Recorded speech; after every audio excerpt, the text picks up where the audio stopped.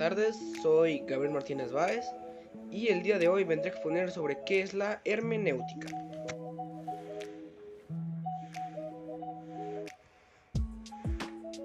Ok, para comenzar, primero tenemos que saber qué es la hermenéutica.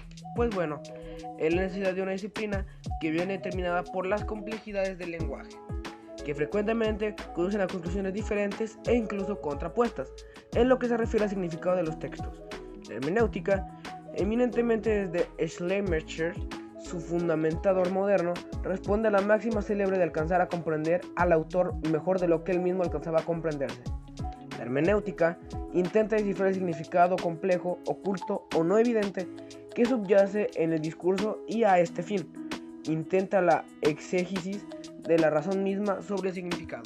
Para más corto, es el arte de interpretar y asimismo explicar o traducir. Es el arte de la interpretación, explicación y traducción de la comunicación escrita, la comunicación verbal y ya secundariamente la comunicación no verbal. Su concepto central de constitución moderna es el de comprensión de textos escritos importantes.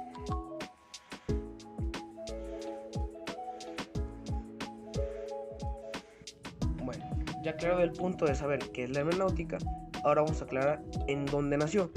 Pues bien, la hermenéutica nace en Grecia, como arte de los poetas y de los oráculos, que transportan, sin comprender del todo, los mensajes de los dioses, y se extiende pronto a la interpretación de los textos literarios que tienen un valor canónico para la comunidad.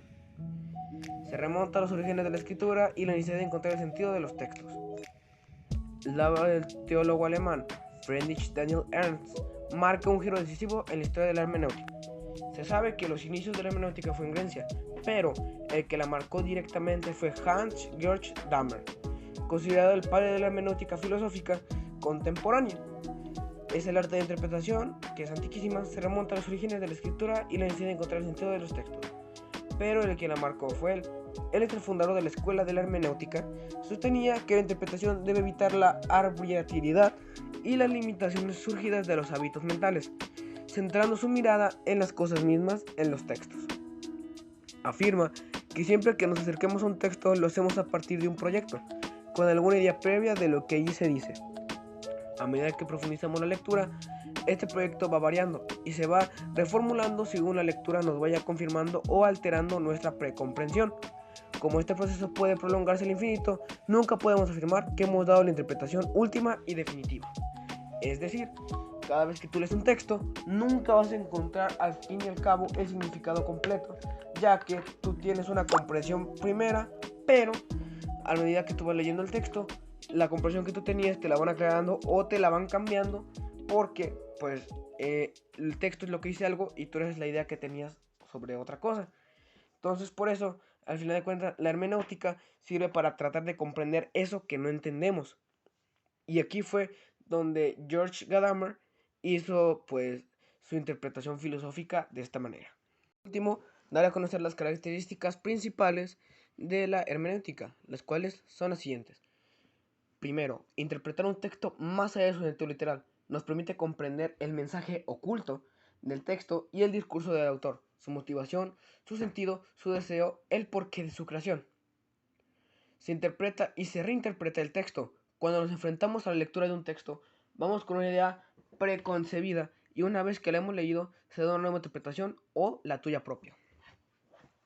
Se lleva a cabo un diálogo con el texto, se pregunta al propio texto sobre su significado, eso es relativo. Pone en diálogo los prejuicios del autor y del lector, nos ayuda a comprenderlos, conecta el horizonte, contexto del lector y del autor y es interpretativa, empírica, cualitativa y reflexiva.